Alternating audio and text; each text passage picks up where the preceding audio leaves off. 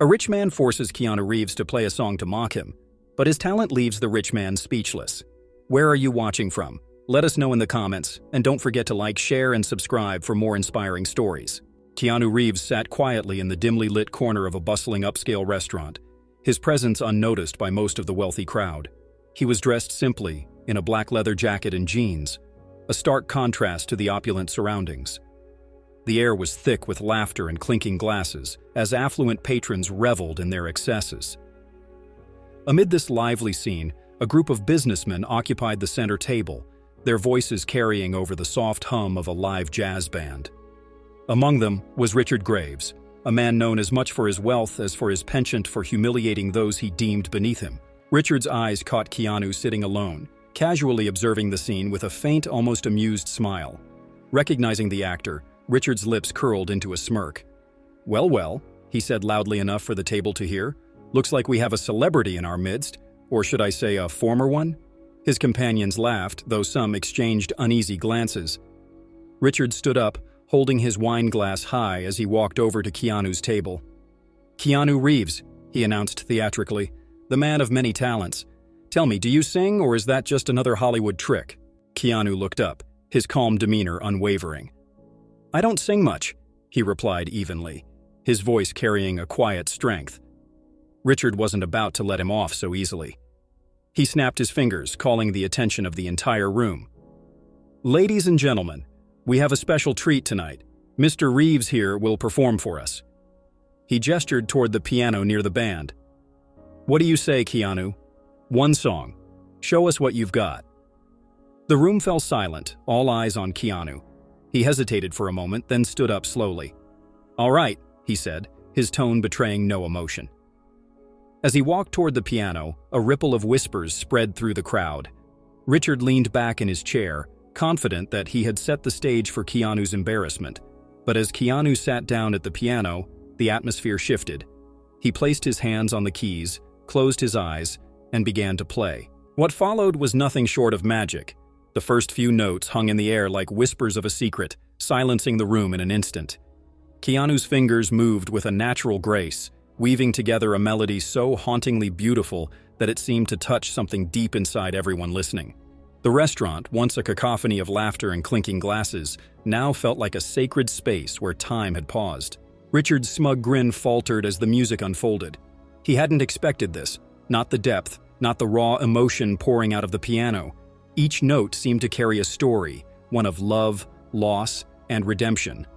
The melody swelled, growing in intensity, and the crowd sat spellbound. It was as if the music was peeling back layers of their own guarded emotions, exposing something fragile and real. A young waitress who had been quietly serving tables stopped in her tracks, tears pooling in her eyes. A couple sitting near the bar clasped hands tightly, their usual bickering forgotten.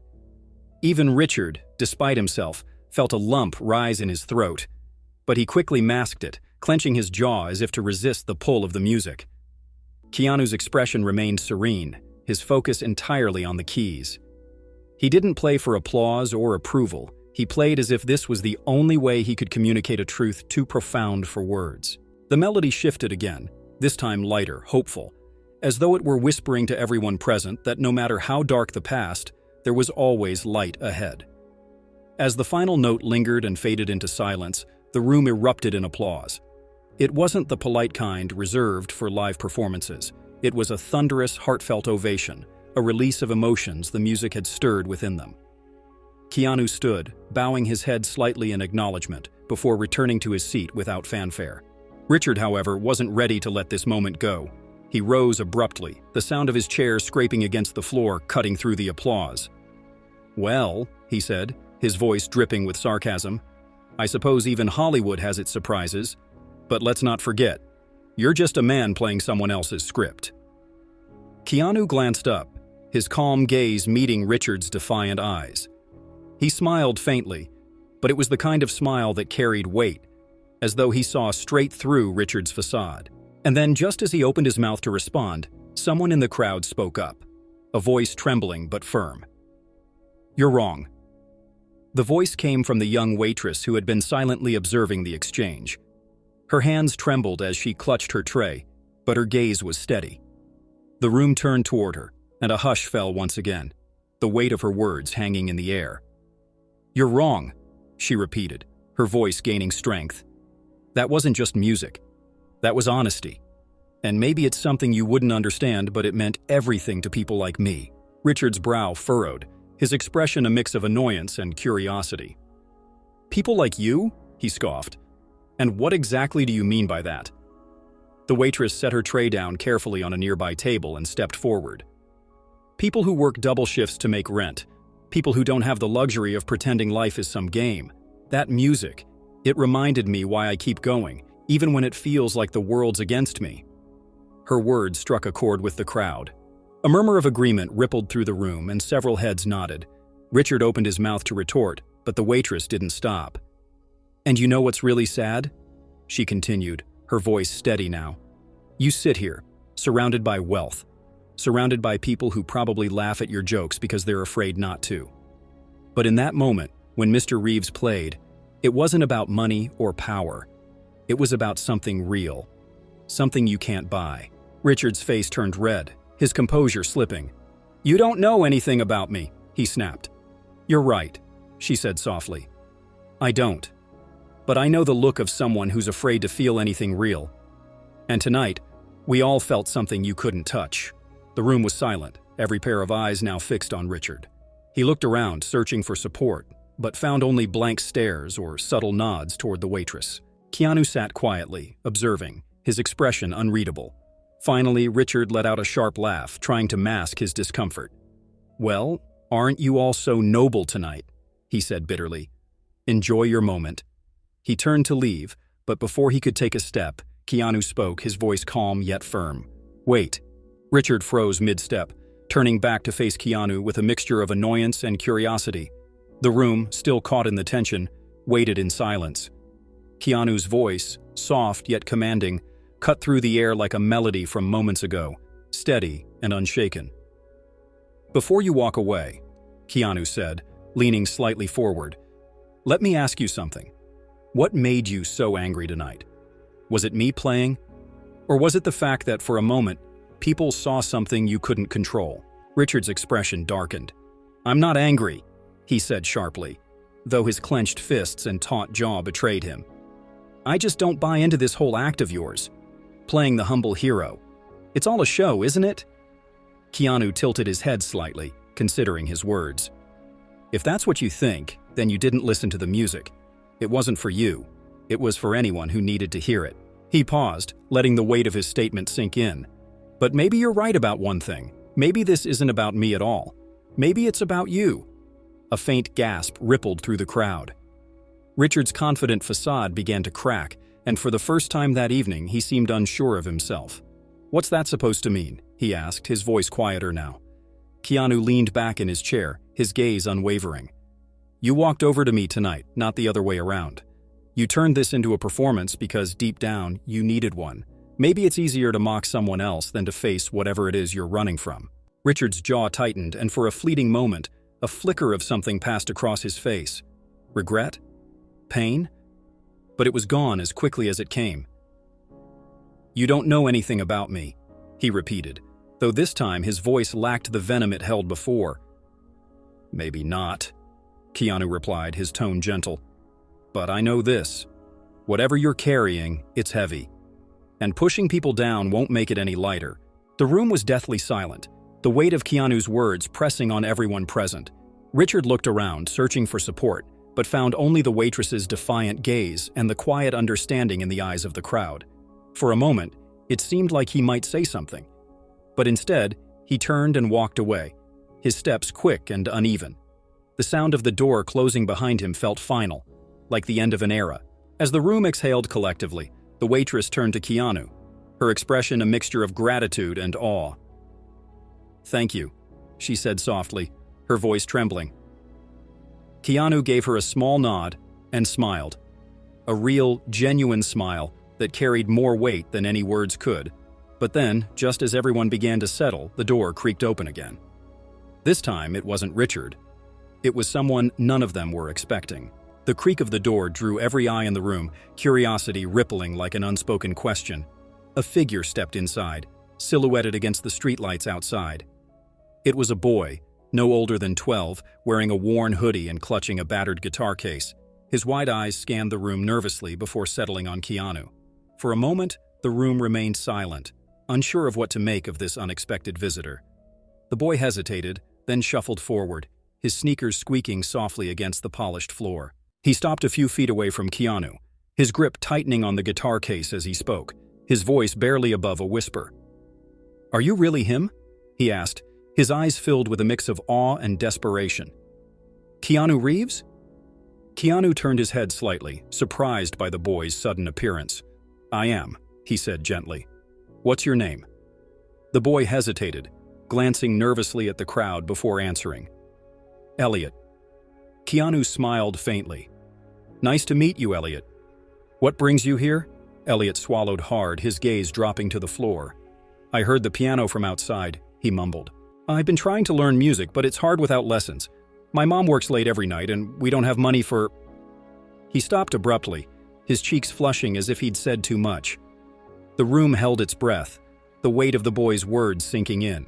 Keanu's expression softened, and he leaned forward slightly, his voice low but filled with kindness. "Do you play the guitar?"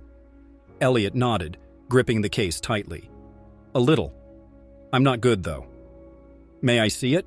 Keanu asked. Elliot hesitated, then carefully opened the case and pulled out a scuffed acoustic guitar. The strings were old, and the wood was scratched, but it was clear the instrument had been well loved. Keanu took it gently, inspecting it with the reverence one might show a masterpiece. "This is a good guitar," he said, strumming a few chords. Despite its condition, the sound was warm and rich. "How about you show me what you've got?" The boy's eyes widened. "Me? Here?" Keanu nodded. "Here, right now." Elliot glanced nervously at the crowd, then back at Keanu, who gave him an encouraging smile. Slowly he took the guitar and began to play, his fingers fumbling at first but gradually finding their rhythm. The melody was simple, raw, and filled with emotion, an unpolished gem. As the notes filled the room, the crowd's initial surprise melted into admiration. This wasn't just a boy playing a song, it was someone pouring his heart out in a way that was both vulnerable and powerful. Keanu watched intently, nodding along with the rhythm. When Elliot finished, the room erupted into applause.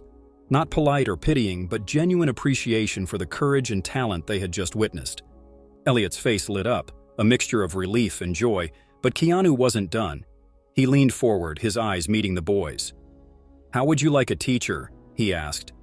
Elliot blinked, stunned. "You mean, you?" Keanu smiled. "Me. If you're willing to work hard, I'll make sure you learn everything you need to know." The boy's jaw dropped, and for a moment he was too stunned to speak. But before he could answer, a voice from the back of the room broke the silence. A familiar voice, laced with bitterness. "I see you're playing hero again, Reeves," Richard said, stepping back into the room. "But tell me, what's the price this time?" The room tensed as Richard's voice cut through the air like a cold wind. Elliot instinctively stepped back, clutching his guitar tightly, while the crowd exchanged uneasy glances. Keanu, however, remained composed, his calm gaze settling on Richard, as if he had been expecting this moment. "There's no price, Richard," Keanu said evenly. "Not everything in life is a transaction." The room tensed as Richard's voice cut through the air like a cold wind. Elliot instinctively stepped back, clutching his guitar tightly, while the crowd exchanged uneasy glances. Keanu, however, remained composed, his calm gaze settling on Richard, as if he had been expecting this moment. "There's no price, Richard," Keanu said evenly. "Not everything in life is a transaction." Richard let out a sharp, humorless laugh, stepping further into the room. "Spoken like a man who's never had to fight for a living. Do you think this little act of generosity changes anything? What happens when the boy realizes life doesn't hand out miracles?" Elliot flinched at Richard's words, but Keanu placed a reassuring hand on his shoulder. "Life isn't about miracles," Keanu said, his voice steady. "It's about choices, and sometimes the smallest choice can make the biggest difference." Richard smirked, shaking his head. "Spare me the philosophy. You're not doing him any favors by filling his head with dreams. The world isn't kind, Reeves. It chews people up and spits them out." Keanu stood, his presence commanding without being overbearing. "Maybe it does," he said, his tone carrying an edge now.